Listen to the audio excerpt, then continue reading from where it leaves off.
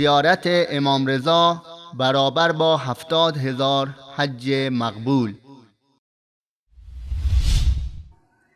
اگر کسی به سمت امام علیه السلام بره وارد وادی توحید شده، لذا هر قدمی که برمیداره قدم در وادی توحیده، سیر در مدارج توحیده و مدارج توحید بی پایانه. لذا تعجب نکنید توی زیارت امام به اندازه 70,000 حج مقبول به انسان درجات بدن.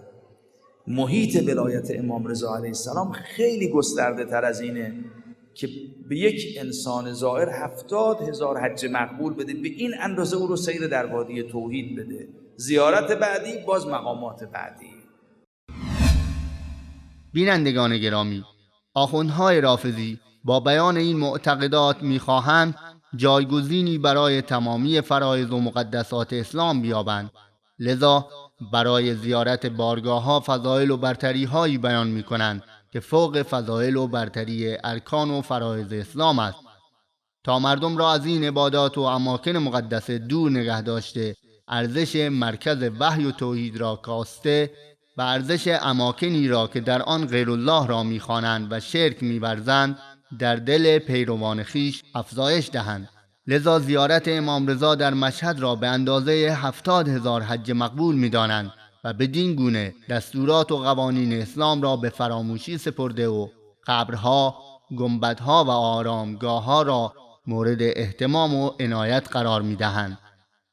اگر شما به منابعی از رافضه که درباره مقبره‌ها و آرامگاه‌ها سخن می‌گویند مراجعه کنید، با عجایب و انحرافات زیادی مواجه می‌شوید که به دور از هدایات قرآن کریم و راهنمایی‌های پیامبر صلی الله علیه و آله و سلم است.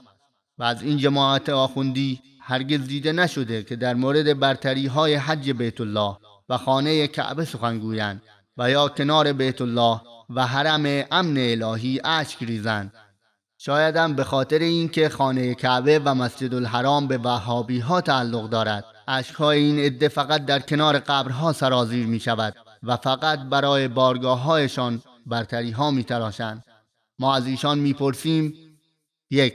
الله متعال برای رفتن به یک حج و برای کسب یک ثواب علاوه به 10 آیه سوره‌ای به نام سوره حج نازل کرده است، ولی سوره‌ای به نام سوره کربلا و یا مشهد و زیارت قبر امام رضا بلکه 1 آیه در این مورد در قرآن سراغ نداریم. پس چرا میگویید زیارت قبر امام رضا برابر با 70,000 حج مقبول است؟ 2. حج بیت الله رکن 5 ارکان اسلام است. اگر زیارت قبر امام رضا رحمه الله برابر با 70,000 حج می بود، پس چرا الله متعال آن را رکنی از ارکان اسلام قرار نداد؟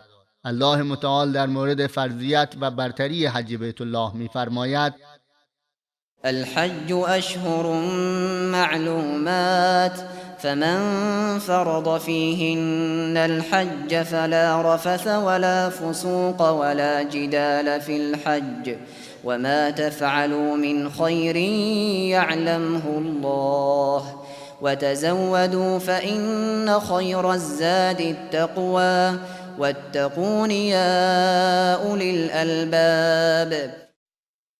حج در ماه‌های معینی است. هر کس خود را در این ماه‌ها ملزم به انجام فریضه حج کرد، باید از همبستری با زنان و از گناه و مجادله خودداری کند و الله از هر کار نیکی که انجام می‌دهید آگاه است و زاد و توشه بردارید و بدانید که بهترین توشه تقواست. ای خردمندان، از من بترسید.